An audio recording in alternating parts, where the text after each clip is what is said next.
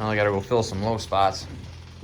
I got some low spots in my yard from where I cleared out a bunch of basically overgrown bushes, and it was actually an old grape field that I actually cleaned out and leveled it off and basically made it usable lawn. So I got a bunch of low spots I'm gonna fill today. I got a bunch of topsoil here, so that's what I'm gonna be doing, trying to level it off and smooth it out. There's a lot of grape humps that go up and down from the grape rows. So basically I'll be throwing the dirt at the bottom of that hump to try to level it off.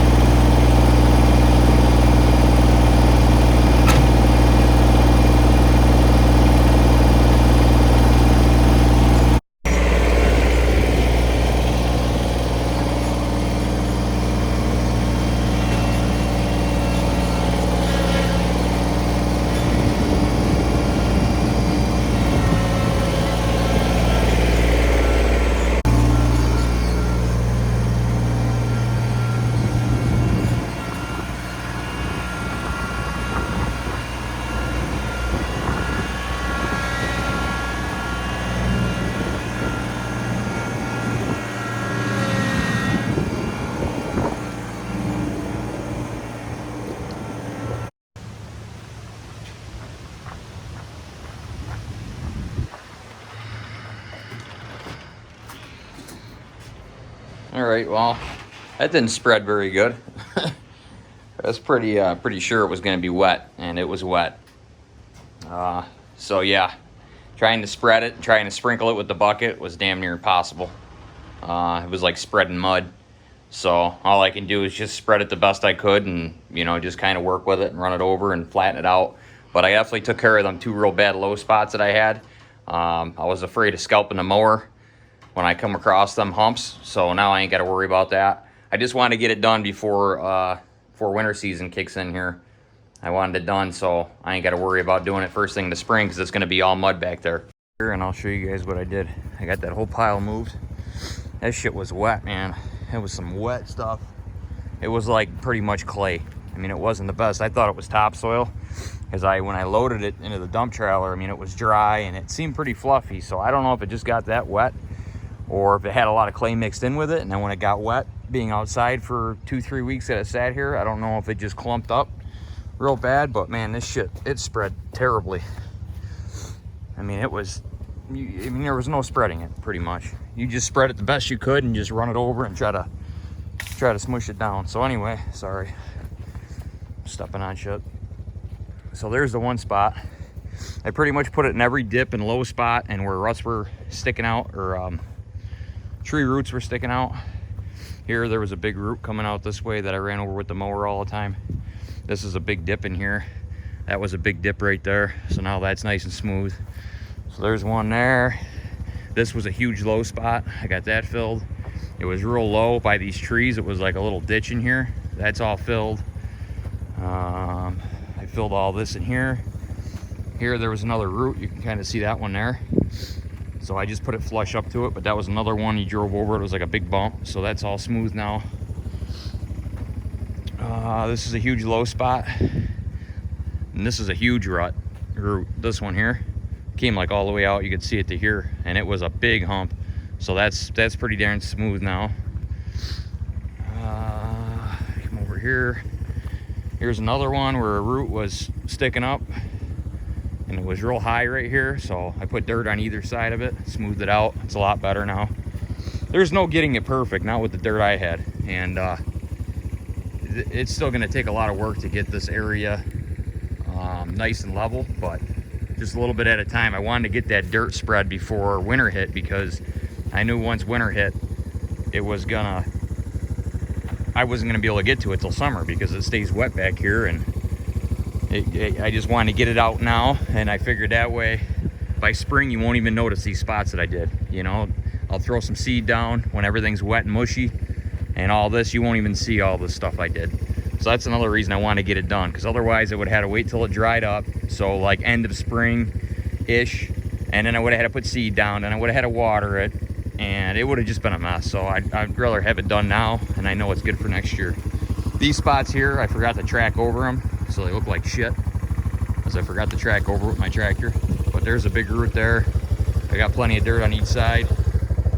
This is a huge low spot. It's another one I didn't track over. That's why it doesn't look smooth at all.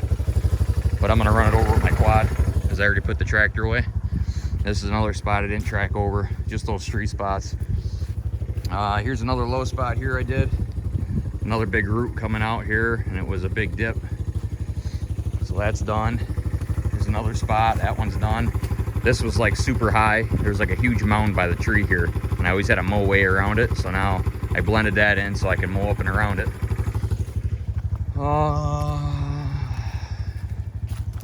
Here's a spot that I dug it out. This is a big hump here, and there was a root in there, and I was actually able to rip it out with the tractor loader, and I just spread out the dirt once I ripped the root out. Here's another spot I did. That was a big sinkhole there, and then there was a root sticking up here, so that's better. Here's where that big pile of dirt was. As you can see, that's all leveled. And actually this had a big dip. It was like a shelf, and it went down. So I actually took what was left and spread it around there. There's a stump here, so I kind of built it up a little bit more. Next year, I'm hoping this rots some more and I could pick away at it with the loader, because that's what I did. It was really big, and I just keep picking away at it as it rots with the loader bucket. Don't have an excavator yet, plan on getting one. But, so that one's good. Another spot, and then the last spot is here and here. This was a huge mound that, again, I couldn't mow over top with the mower.